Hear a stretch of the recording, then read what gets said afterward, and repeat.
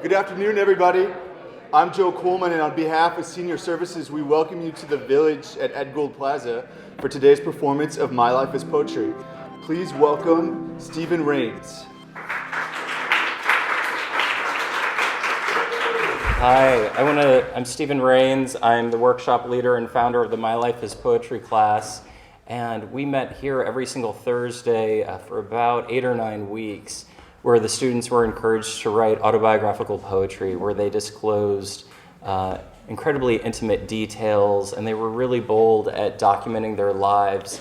This is the only poetry workshop of its kind in the country and probably the world that I'm aware of. So without further ado, I would like to welcome the My Life is Poetry class of 2014.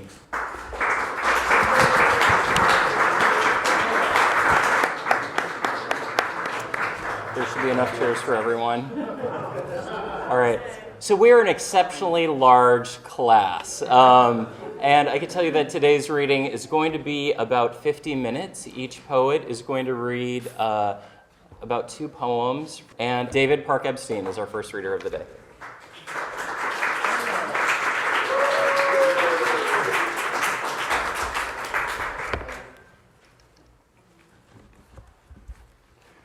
My name is David Parke Epstein, and my life is poetry. I put a curse on Christmas.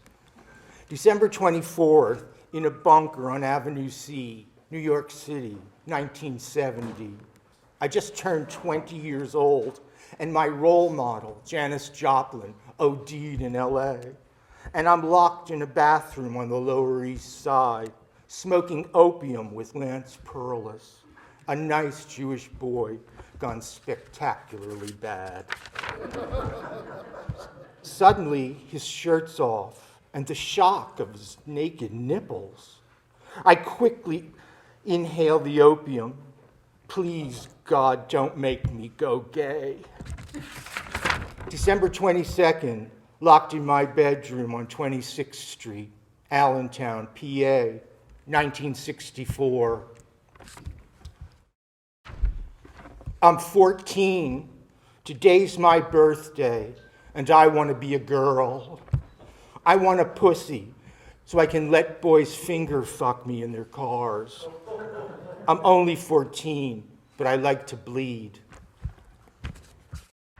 December 22nd, the OR at Sacred Heart Hospital, Allentown, PA, 1949. I am born an emergency cesarean.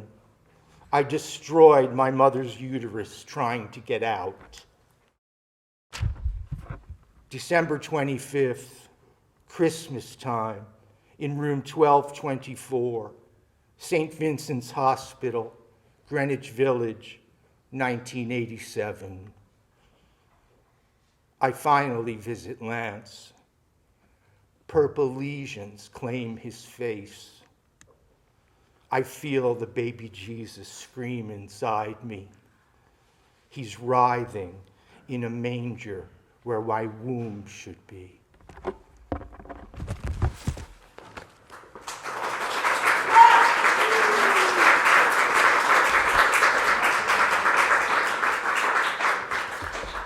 My name is Cassandra Christenson, and my life is poetry.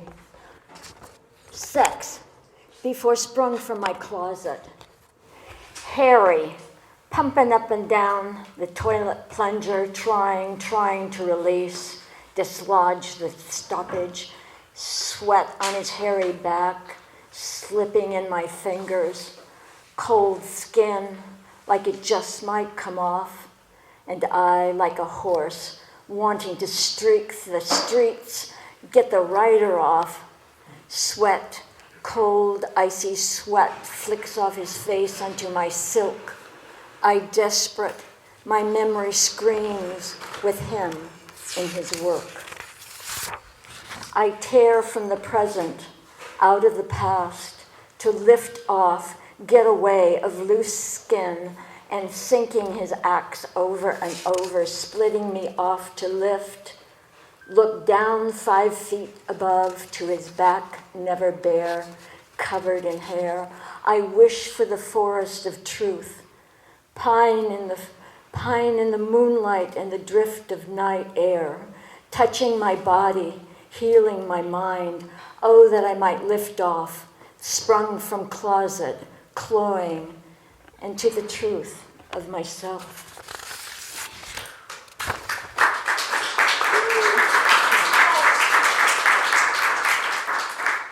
In the last hours, I walk into the room when door is closed securely. Nurse says, nothing more to do, she's dying. You might as well go home. I nod. It is the last room on the left, and I come without knowing a thing, humble, hesitant, simply with so much love come into the room and to the sacred time. Walk with soft feet to the bedside. Lean gently to the form, barely raising the sheet. My breath near. Say, I am here, grateful to come to you, as each word is heard by one hungry for another, to be close, but perhaps too ill to respond. Words shared of who I am, how long to be there and pull up a chair close, intimate, and in the sweetness of my heart, I smile because this simple time and complex, sorrowful, and dear time, profound, but just time waiting, wondering, and perhaps more waiting, and never really knowing, one need not be alone in their dying, but talk through it. I'm here, may I touch your hand? Put it under yours, easy that you know I care. Your life has made such a difference. Say the things I love, value, appreciate. Sing or hum a gentle song. Tell stories simply and sometimes funny. Read a loved poem, as I am here to let the one know he or she is safe.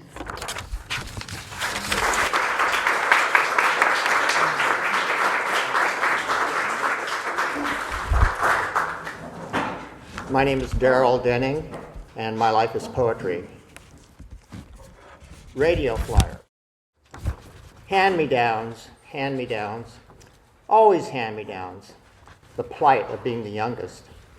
That red radio flyer wagon, from uncle to cousin, now in my brother's hot little hands, knew it was destined for me.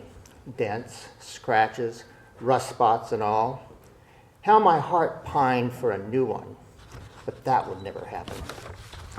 Then a Christmas miracle. There it was, the biggest present under the tree. Bright and gleaming, one big snowflake bow, a huge tag hanging from the black handle, to Darryl, with love, from Mom and Dad.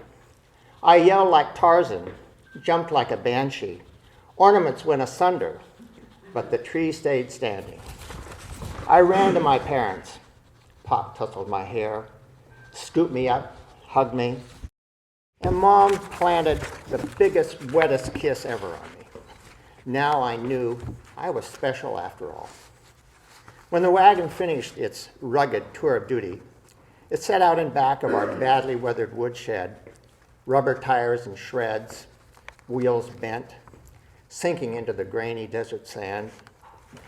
Then a grizzled old man from Logan's Junk Metal loaded it onto his dusty 32 Ford pickup. As the radio flyer receded down the washboard road, my thoughts drifted to happy times of childhood that would never come again. Melted by the Los Angeles Philharmonic. Dudamel emotes, Mahler's Fifth. The Adagietto, Gustav's love elegy, a lovely new bride. But so funereal, I am always brought to tears.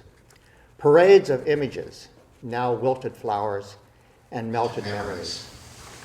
I need some C's candy.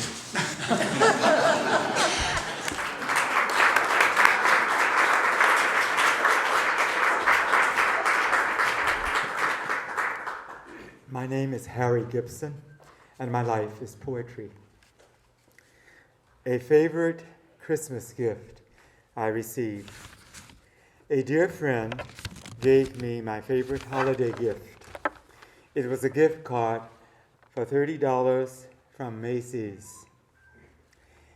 He was having very hard times financially, and that gift card said a lot to me about him and meant so much to me because I know it was a big sacrifice and strain for him.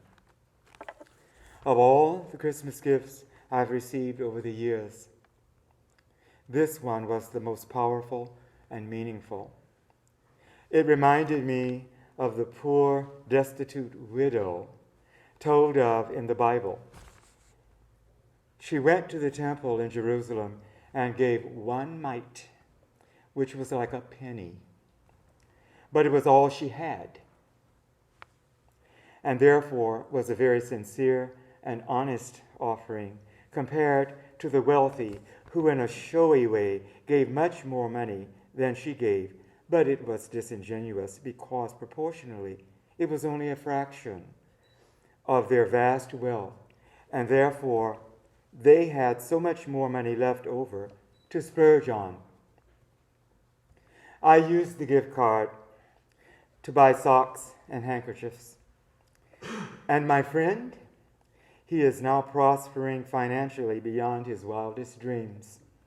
And I like to think that this is poetic justice.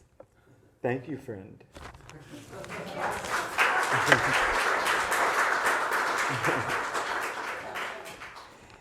A time when I was drunk. I have never drank very much alcohol. Even a little wine or a can of beer leaves me with headaches and sedates me so that I am very prone to fall asleep.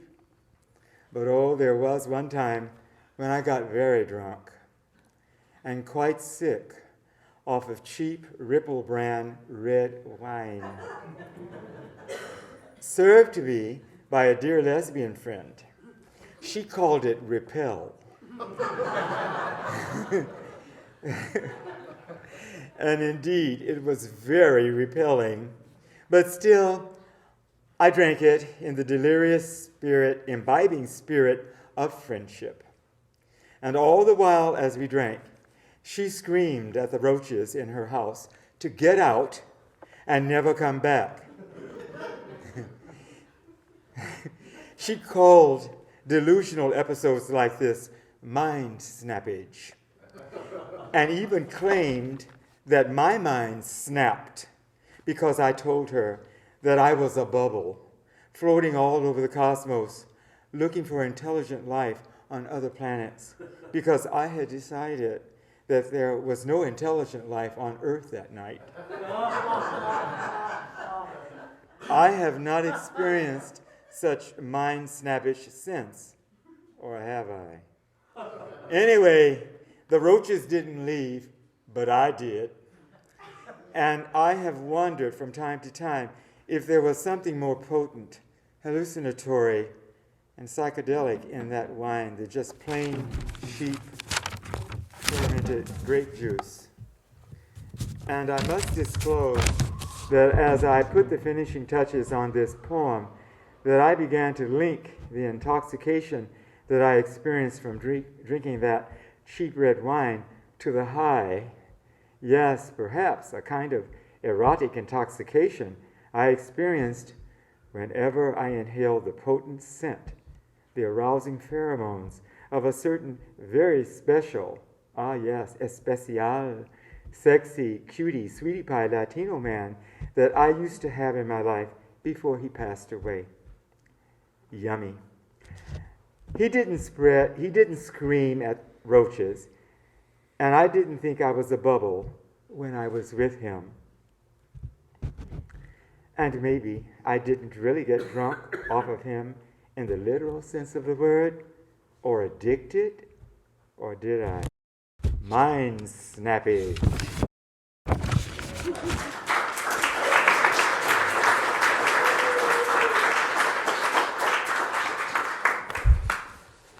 My My name is Jen O'Connor, and my life is poetry. The Power of Lies. My son loved Bandit, a black cat foundling. Had him for 3 years. And then I had to leave. My son had already gone back to his father. Only Bandit and me now. I put off responsibility till the last minute, the day I left. Coaxed Bandit into a box, took a bowl of dry food, drove to a woody area off the highway. Bandit had long escaped the box and looked at me balefully. I put him out, set down the food bowl, pointed to a house not far away, got back in the car, and drove off to Chicago. When my son called and asked, I told him Bandit was in a shelter.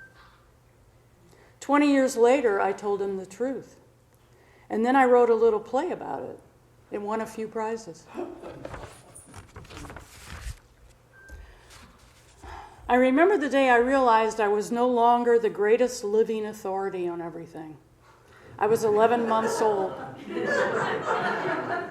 Suddenly, they were no longer forever asking me how I feel, what I want, what I think. It pissed me off. I kicked and screamed a lot, but now they just let me go on crying. Parenting Skills 101 had reared its ugly head. I was no longer the center of the universe. They even expected me to walk by myself. I plotted my revenge. I refused to walk, to sit up, to eat without making a mess. Oh, and I crapped as much and as often as I could. And one day in the tub, I just relaxed and slid beneath the water. I think they hesitated before they fished me out.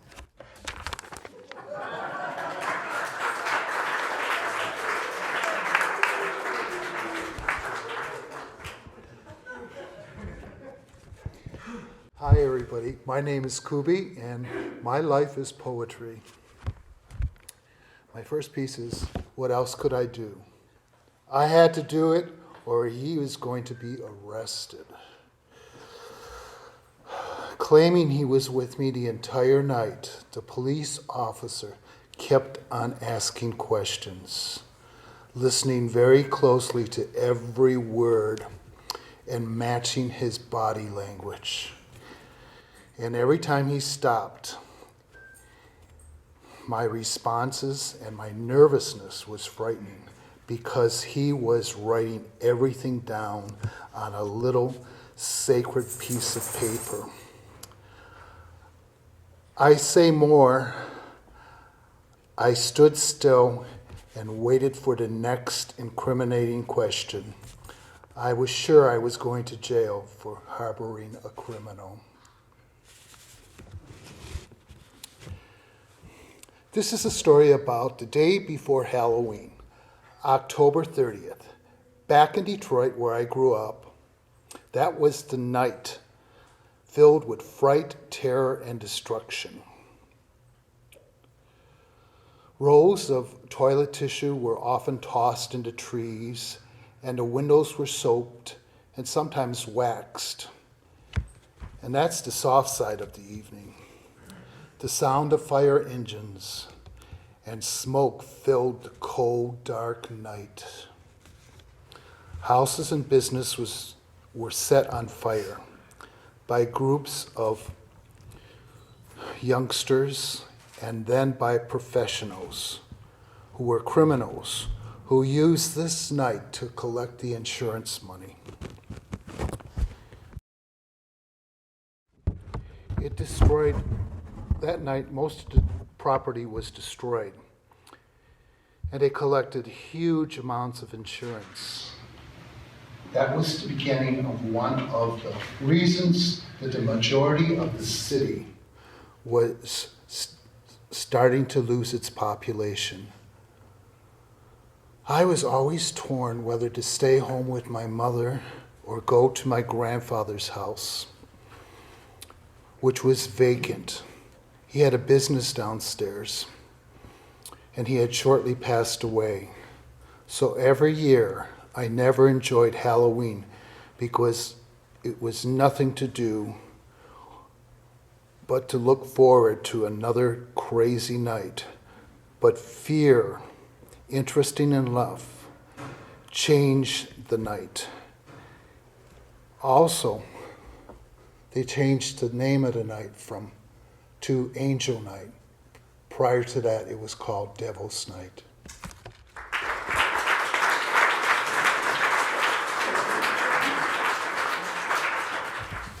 My name's Lois Politi, and my life is poetry.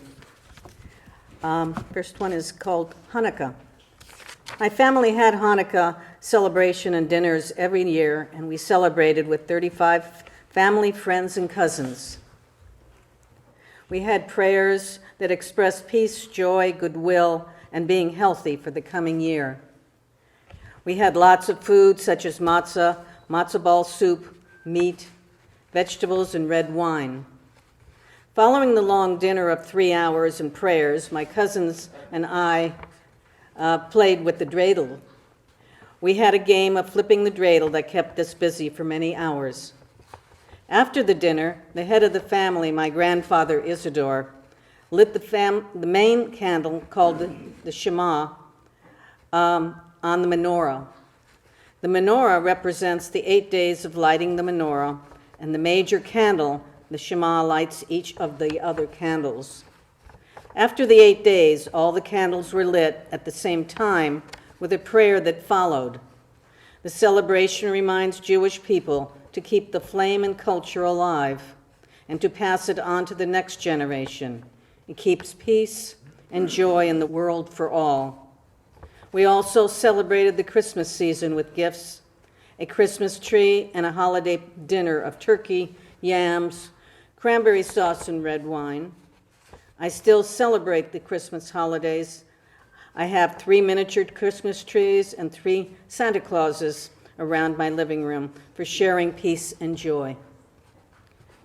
I enjoy all the religions of the world. They have an essence of truth that helps me have many lessons. It also helps me learn about God in many different ways for my growth and becoming more of who I am. My other poem is called The Gift of Awakening. The gift of awakening is a gift for me forever. The gift of awakening was given to me by a dear friend almost 5 years ago. I felt the whole planet begin to awaken as well. I had a feeling of expanded perceptions, honesty, truthfulness, and consciousness. These experiences or lessons of life gave me a purpose for living my life. These lessons are helping me now learn about my inner true self. This person, which is me, is on a journey of self-discovery. I do not know where it will take me. All I know and feel, I am learning who, what, and why I am experiencing all of these perceptions at this time in my life. It is definitely a journey of awakening my unconditional loving consciousness as well. I believe I am finally finding my true self, and along the way, my faults and virtues. This journey for me is an ongoing for now and forevermore. Thank you.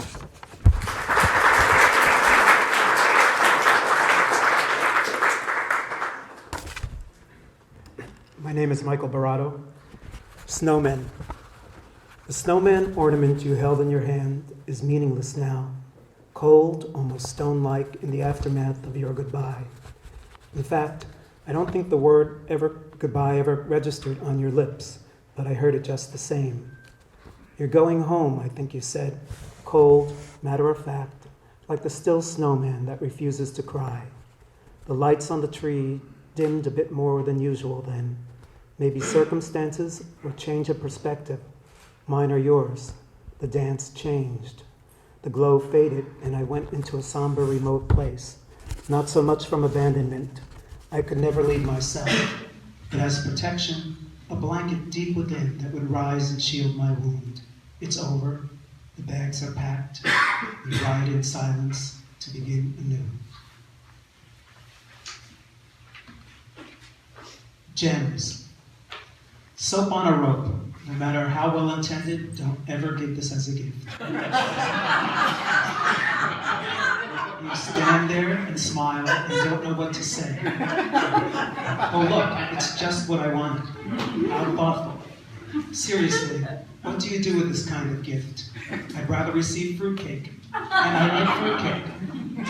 Was there any forethought that went into this gift? Any hint of conversation that told you this little gem of a novelty would be with me forever? Well, guess what? It's not. Except on this page. So tell me, was it budgeting, or did you happen upon a box of these gems, each and every one?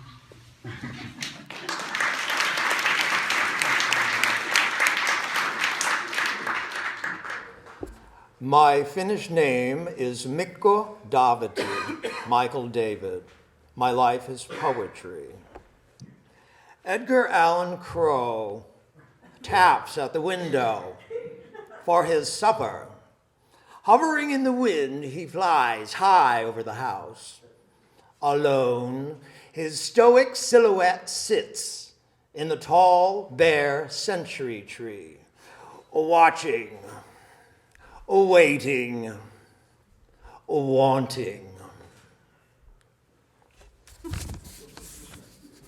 A new invention. Television changed everything. We got our first black and white television set and a big antenna on the roof when I was 7 years old. Friends and family came over. At first, Mother A.T. made popcorn for everybody. Grandmother Mummu had a crush on Gabby Hayes. I was fascinated by the handsome platinum blonde wrestler, Gorgeous George. Gorgeous George would hold another guy in a headlock with an arm bar, and then he'd take him down in a double leg lock. And the harder they squeezed each other with their hairy legs, the harder I pressed my body into the living room floor, excitedly rubbing back and forth and side to side until somebody tapped out or passed out. That was Gorgeous George. When I started watching television, I learned a lot about myself. How is it for you? Thank you.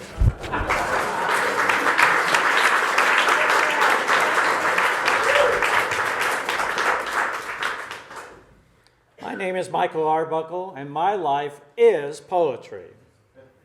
Frenchie. He was my first green and yellow parakeet. I cleaned his cage, I replenished his water, I fed him his seeds every day. Good mornings out the door to school. Hello, Frenchie went home again. 8 years later, came to know Frenchie was a girl. We got her a mate. One day, Frenchie happy living. Next day, lying on bottom of the cage. Me crying bitterly. My Frenchie was dead. My heart today still blaming the male. His amour was too much for her. If only I'd known Frenchie was a girl. That time again. It's that time again, I can tell. Holiday cheer, parties galore, hustle, bustle, Santa Claus, birth of Christ. Happy holidays and Merry Christmas ring in the air. Thinking back to Christmases, past and family, thought I would miss the Christmas tree trimming, wreath on the door, stockings hung, the singing of carols, O Holy Night to name just one, the placing prominently of the nativity scene, smell of Christmas dinner, opening presents. Parents are gone, siblings scattered. How to create those moments I now mourn. Then, realization dawns. Friends invite to see all the streets decked with colored lights.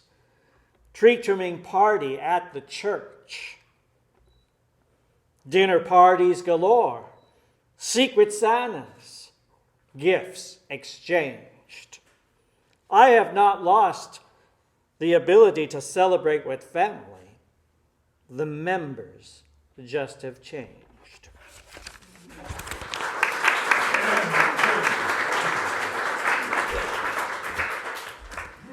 Hi, my name is Margie, and my life is poetry. An autumn day with Mom. Just last month, the air was stagnant and hot, and I was swimming with the tiled fish. But now it's clear and crisp, and my feet have outgrown my shoes. Feeling confined, bundled in my coat, outside with my mother, gathering leaves. Santa Ana's blowing, electricity in the air, leaves dancing around a red brick house, fluttering like butterflies and crumpling under my feet. My mother retreats inside for refreshments. For a moment, I imagine her as Auntie M, calling me inside to avoid the tornado. Disobeying her warning, I start skipping down our long brick drive. With yellow leaves strewn across my path, I start singing, "I'm off to see the wizard."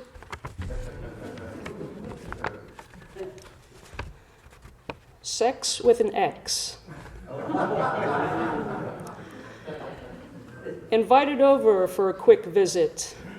Not really my style, but will indulge you anyway in this cottage you call home. A Reese's candy placed on the bedstand. The treat I receive afterward like an obedient dog. The night is cold and smells of rain. You just as distant as the clouds. Me waiting for a kind word, but always disappointed. Can't wait for it to be over, so I avoid the foreplay. Unable to penetrate the armor of red lipstick, I slip into the abyss with you and go through the motions. Oblivious of our evening together, I dress and leave the treat behind. I step out into the cold. Clean air fills my lungs, replacing the scent of you.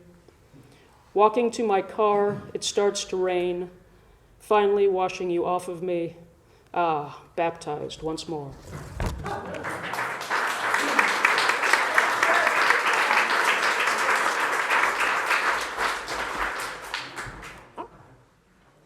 Hi, Nelson Matthews here, and my life is definitely poetry. The first one is a lie never forgets. I didn't tell him the reason I had lied. Pivotal moments in my being 20. I should have done otherwise. Retrospect. He was waiting at the store entrance for me. I felt something was wrong. He made it true. Yes, I said I was working for his main competitor full-time. He knew I was good. He trained me. This job was my second job. I was in desperation, in need to earn money for college expenses. Determined to graduate college, that is why I lied. And he created a very successful retail, had a falling out with other owners, and sold out. He was wealthy, I was poor. I never got in the store to work. I left dejected. I hurt him deeply. Me too. I knew I had lied, as I said in my car, but was it justified? Working 2 jobs, 60-hour weeks to earn money for college. Hard work it was, no lie. I graduated counting dimes, nickels, and pennies. Should I be regretful? Not me. Instead, I should have asked him for a scholarship, in total honesty. I was hardworking. It might have worked in frankness. You never know if you don't ask, but a lie, it never forgets. The second one is titled Dreaming. But we just met, and now goodbye? Cruel. I initiated it all, orchestrated. Both of us reached indescribable highs, helped accelerate the pendulum swinging back and forth relentlessly. Everything I wanted sensually. Third act always follows, a goodbye kiss. the odor of hands dipped in molasses, sweetness of pure control, it flowed. Why can't this go on forever, I dream, and dream of a repeat? But life, alas, I know, is never a repeat. Exactly.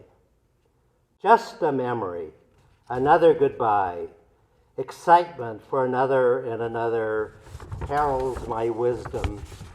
Knowing the truth, it's a memory, and knowing the next may be better or never.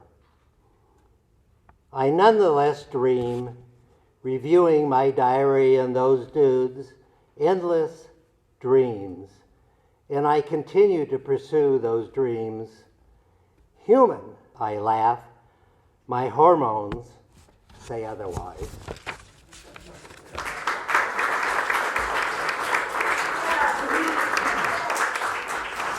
My name is Pat, and my life is poetry. Guns and dolls. Tradition dictated we open our gifts on Christmas Eve. Tradition also dictated that relatives, friends, the entire neighborhood came by on Christmas Day. Coffee, more than a few highballs, mostly for the card games. The only difference in Christmas is that relatives, almost incidentally, brought presents for myself and my 12 cousins. Christmas Eve presents, a doll, real eyelashes and eyes that blinked almost constantly. Doll clothes, a paper book of dolls, a crib. For your dolls, honey, my mother said. Christmas Day presents, another doll with, quotes, real hair, honey, right. More doll clothes and a crib blanket. Dolls, dolls, dolls. I was so disappointed, I hated them all. I'd asked for guns. Like I'd seen in the Hopalong Cassidy movie, black belt, gun on each hip, loops for bullets. Quick draws. I'd been very clear with my parents. To their horror, I'd been clear with relatives. I wanted guns. Oh my God, where does she get such morbid ideas from? My drama-prone mother asked of the universe, hands raised. Oh, Jesus, Mary, and Joseph, where did she come from? My parents didn't ask or understand why. I glued myself to the radio 3 evenings a week for the 15-minute radio hour of the Hopalong Cassidy show. I sat on the floor, the speaker next to my ear, not to miss a word of horses, action, excitement. My imagination accompanied him in adventures. I never rode his horse because I was afraid of horses, but I could deal with the horse in my imagination. I really wanted to be a hero, not a doll sitter. Everything seemed to depend on the guns. I learned years later that my parents were embarrassed to tell gift givers that their darling towhead, Patsy Ann, had been breaking all of the dolls they'd given her since she was 2.5. They couldn't imagine why, or why this year I wanted guns. What had happened to the pink and perfect little girl they brought home from the hospital? Where was their blue-eyed girly girl princess? Truth? She never was. She'd never existed, except in their imagination.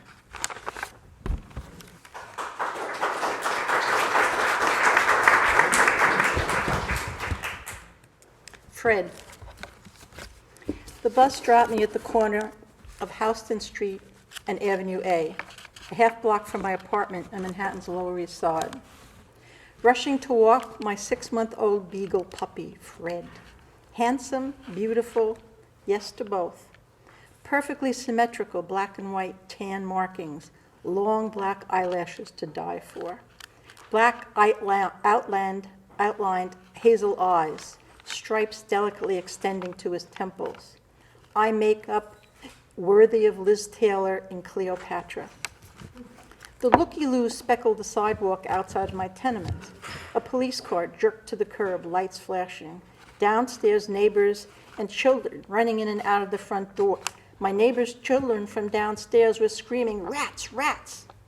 Their adopted hound, Eddie Fisher, darted about with them, barking furiously, encouraging them to play. Feeling protective, I ran to the girls' apartment. Their mom, Maria, stood in the hall, wringing her hands with tear-dappled cheeks. "A rat, a rat! Pat, there's a giant rat!" I entered the kitchen cautiously. No rat poop, no rat holes, no rats. Now several neighbors had gathered outside and the police entered. Eddie Fisher began dancing on his hind legs in the middle of the kitchen, screeching. I had never heard a dog screech like that. Bits of debris fell from a hole in the ceiling. Something dark moved within the hole. The agitation and noise only increased. It was like bedlam. The teenage daughter had arrived home, and the three younger girls attached themselves to various parts of her body, still shrieking and crying and hollering, "Rats, rats!" One hand on his gun, the officer pointed his flashlight to the ceiling. The officer said in a self-satisfied and very condescending manner, "Here's your problem." Well, yeah.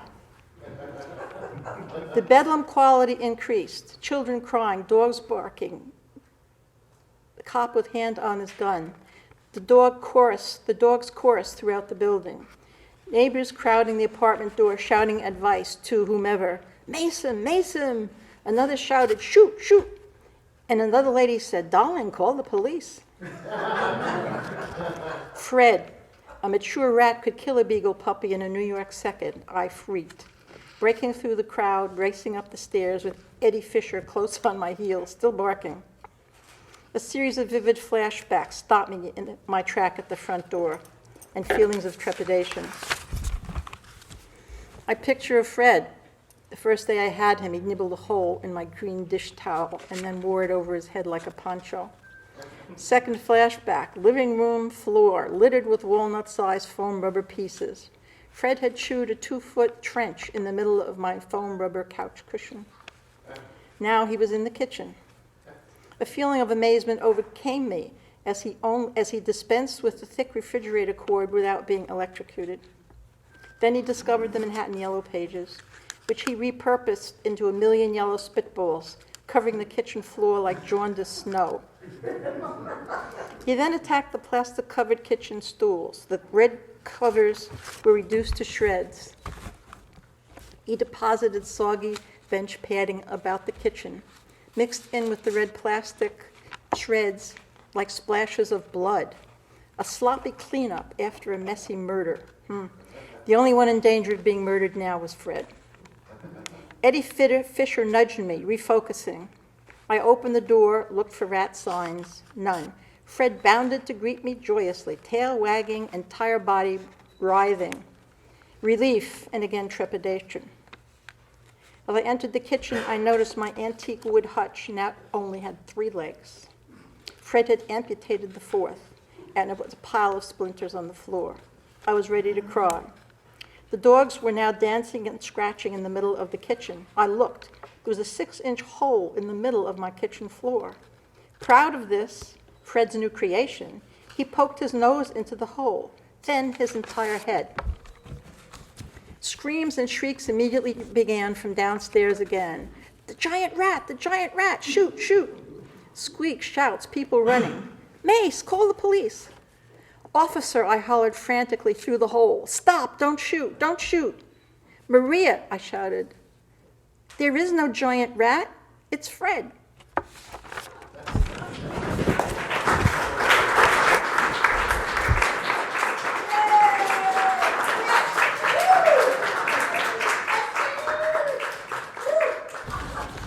I am Phyllis Rosechild, and my life is poetry. Woman to woman. As a child, she was my world. Admired, adored, and treasured. I always thought she'd always be there. I couldn't imagine life without her. As an adult, I am a lover of women. Mom, stay. Please be a part of my life. Woman to woman, her response, isn't it enough that I accept you? Just don't tell my friends. Woman to woman, that's what you want? A superficial relationship? My expectations denied. I made the trip on holidays and special events. She never visited me, never called, didn't think to. She never knew how much I missed her. She will never know. Now, she is gone. Her picture is in my living room, always with fresh flowers. She will never know how much I missed her my whole life through.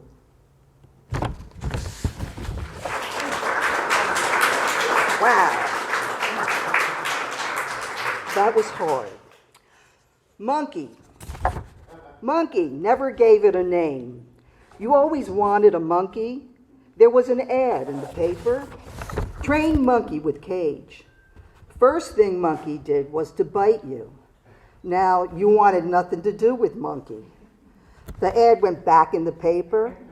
Trained monkey with cage. Along came another sucker. Monkey was gone, and so were you. Nevermore.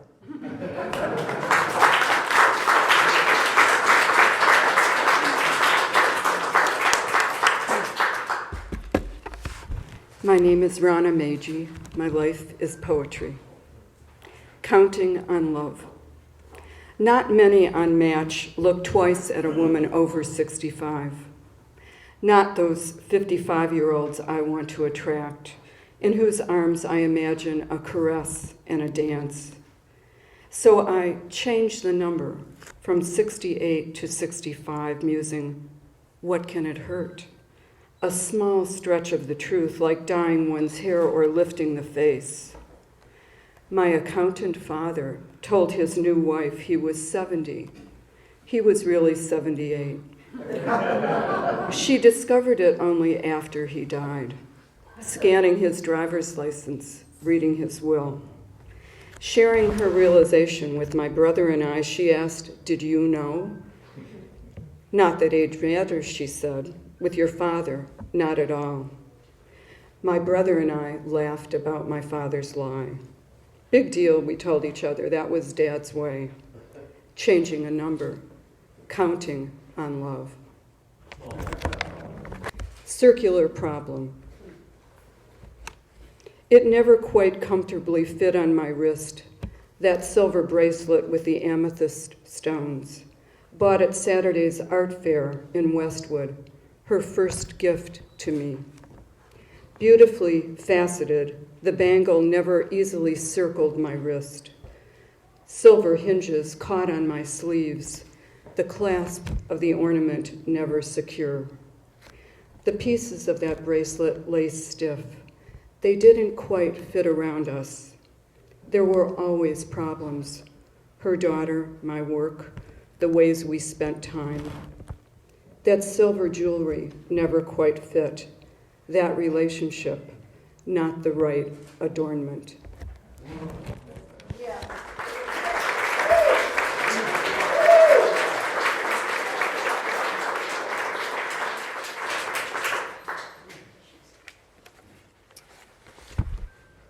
My name is Roy. My life is poetry. Joe. In the swampy miasma of Fort Dix, I met him. Quiet, blonde Joe, barracks buddies and more, slogging through the cold, the fog, the mud, marching nowhere. He, sweetly small town, I, cynical New Yorker, always together. Not the togetherness I craved with him, sleeping 6 inches and light years apart. Condemned 1942, the sign on our dirty gray barracks. Defiantly, it still stood 20 years later, sheltering us in shabby sustenance, quiet blonde Joe and I. We too were condemned. neither world enough nor time to know him, to hold him, to plumb the depths of the shy blue eyes. Did he marry, have children, become a grandpa, as I did, as I did, as I did? The trade-off of life, something precious gained, something precious lost. Did he ever really forget me? What did he want then, quiet blonde Joe? Did he want what I wanted, just to meet again when there was world enough and time?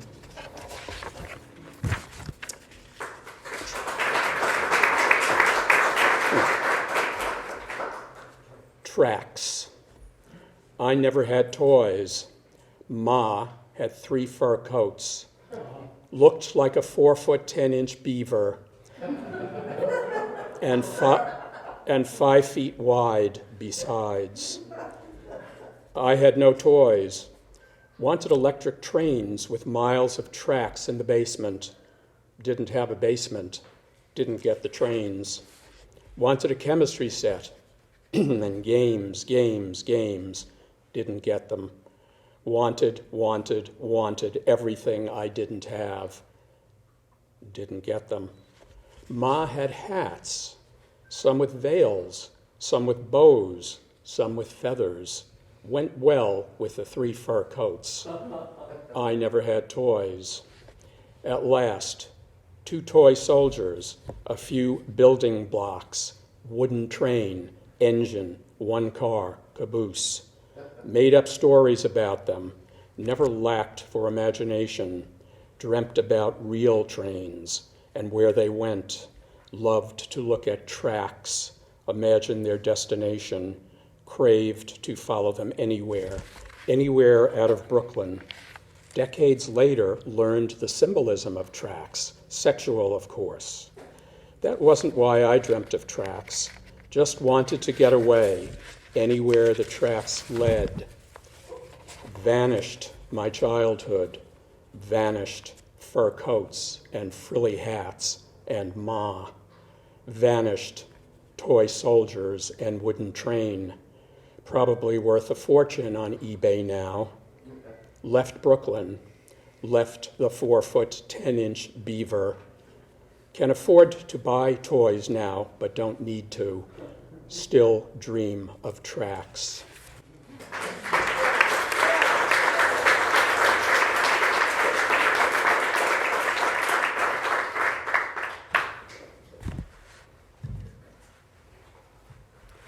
My name is Terrence Luke Johnson, and my life is poetry. Early drag. This is a story I barely tell myself. I am climbing the worn wooden stairs in my mother's cast-off sensible shoes and one of her old dresses on my way to a Youth for Christ high school Halloween party in 1956. What am I doing in drag? Why did nobody stop me? Jesus has made me like boys, although I am sure he's going to make me marry a woman. I'm so confused. My girlfriend Mary sits next to me. She whispers to me to keep my legs together. I stare at Bruce, who I know from the showers at gym class is uncircumcised. We bob for apples, drink cider, and eat donuts. I stare at Chuck. What did he think? I'm a little afraid of the man who runs the youth center. He also volunteers at the YMCA. Didn't everybody know? I knew something and was ashamed. I can't remember the color of the dress or if I wore makeup or what I had on my head. I have a feeling my father made me breasts. I can still taste the cider and donuts if I try, raw cider from the farm. I can hear some girls laughing, but the words, the language to describe all this are years away. The blue wool sweater, not this one. When did I get it? It might have been the Christmas I drove up from Los Angeles to Novato in the heavy rain and had to throw up every 50 miles. Climbing over to the passenger door past the woman I rescued from the coffee shop and was going to drop off in San Francisco. The visibility was so poor, I was afraid to throw up on my side into the right-of-way.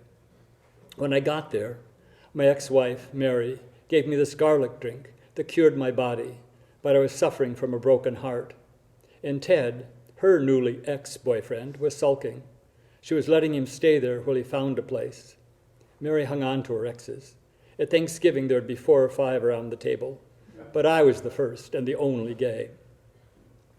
My son was being a moody teenager and stayed out in the backyard with the dog most of the time. I had been looking for a sweater in Los Angeles, but sweaters there are for looks and not for warmth. So Mary gave me this heavy blue wool sweater, which by now is full of 20 years of history. Just yesterday I looked for it and remembered it was in the Goodwill pile. What was I thinking? I dug it out and put it on.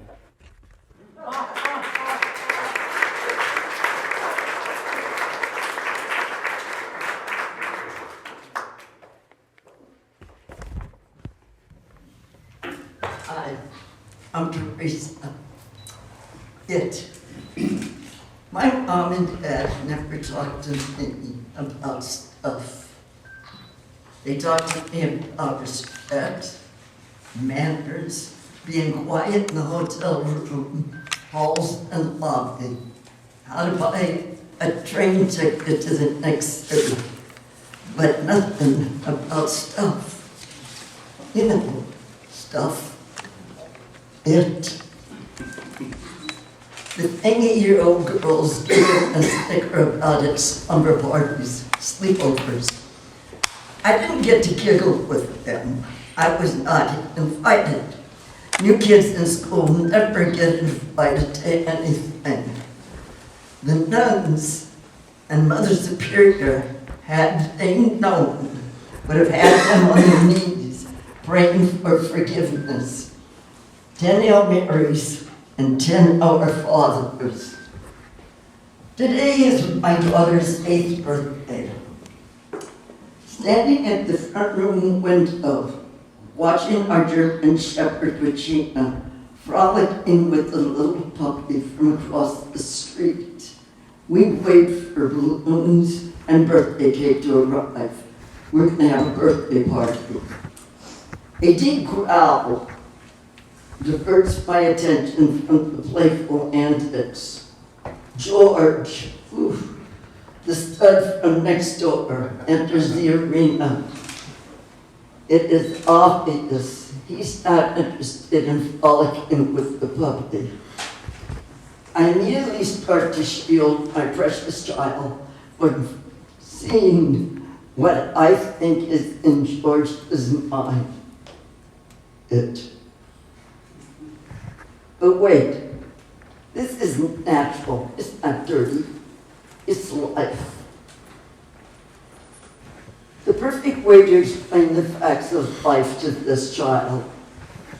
So, I start my sonnet. Romance, violins, roses, how beautiful love and marriage is. Boy meets girl, boy meets boy, or whatever. Dog meets dog, and attraction forms. They want to be together forever. As George mounts my champion shepherd, my mouth is full of cotton. My heart is beating out of my chest as I stutter through it. The act of copulation. How lovely, how beautiful. This is Mother Nature in full force. Bulging eyes staring at me, foam and bubbles erupting from her nose and mouth, blood streaming from her face. My precious enlightened child turns, tears splashing on the walls and floor. She runs from the room screaming, "I'll never get married!" Oh well, so much for the birds and bees. We'll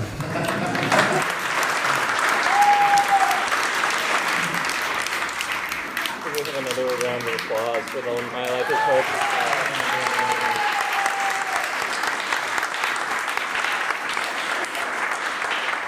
This workshop was sponsored by a grant from the Los Angeles Department of Cultural Affairs and the Gay and Lesbian Center. And I would like to thank Robert Patrick for taking photos, Dean Littner for doing video. I would like to thank the staff here at the center for all their help and their support to make this happen.